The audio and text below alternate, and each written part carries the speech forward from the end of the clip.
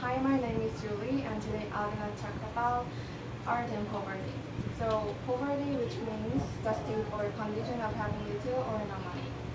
Um, in today's world, there are really many poor cities, and actually, they contain really many slums. However, the crimes often occur in poor cities, and take a look at this chart.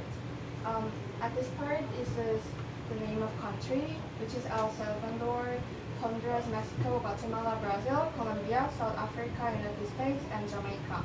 Except United States, all of it are really poor cities, and it means crimes often occur in the poor cities. Um, However, there are a great of brilliant ideas in poverty, and today I'm going to talk about art in poverty. So, there are several cities I want to show which have replaced their poverty into art. But before I really start, I'll give a brief information of art in poverty. Because art programs can focus on entire communities which faced with poverty, and programs like the Mirror Arts programs target at-risk children, juveniles, adults, and provide them with opportunities. Therefore, art it often provides benefits to poor regions. So, the first city that I want to talk about is Rio de Janeiro, which is located in Brazil.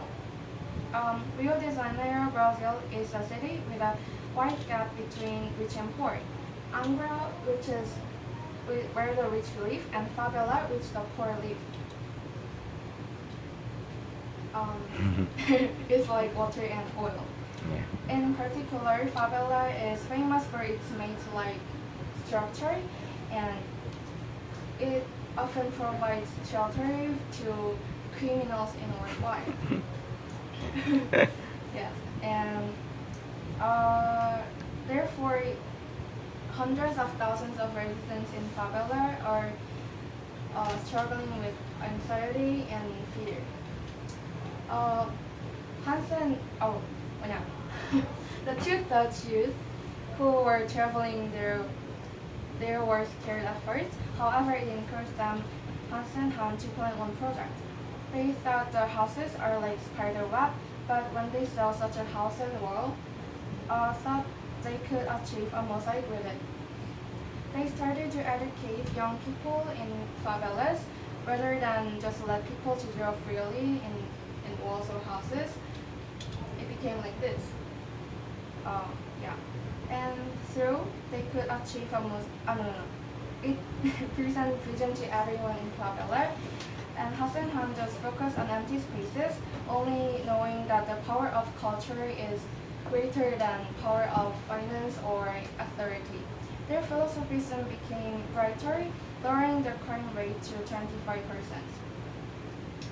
Next city is Gamcheon Culture Village, Busan, in Korea.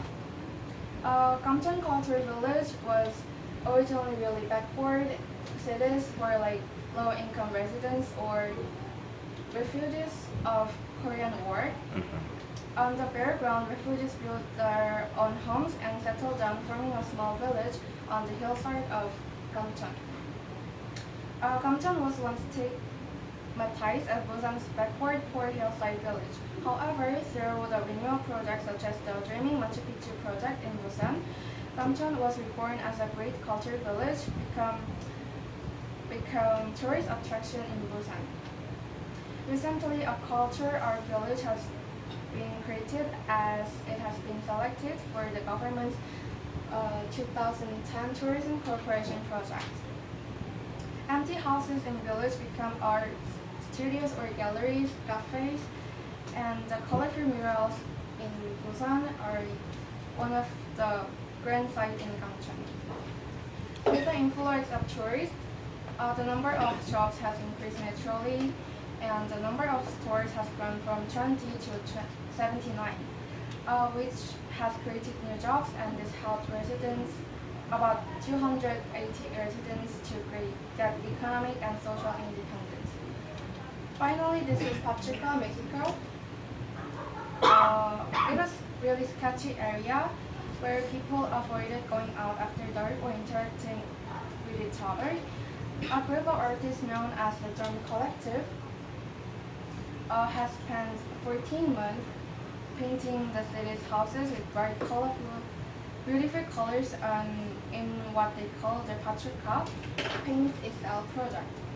The city's government funded this project in an effort to bring the working class barrio closer together and to challenge the city's residents. The whitewashing of houses, which symbolized equality of residents, and um, uh, the houses were then covered with more than 5,000 gallons of paints.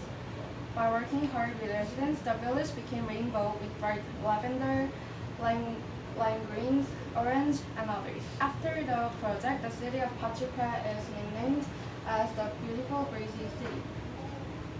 The project changed people's life. For example, Gomez was former gang member of Pachuca, and he can change his life with like muralism and graffiti. And the project brought a sense of liveliness to the city and raised the spirits of residents. People in poverty often, which is really challenging, can even overcome their difficulties like this, and sometimes they encounter problems along the way. However, they never give up, therefore they finally reach their goal. And what I'm about to tell you is never give up and just search for things that you can do. Thank you. Okay, thank you, Julie.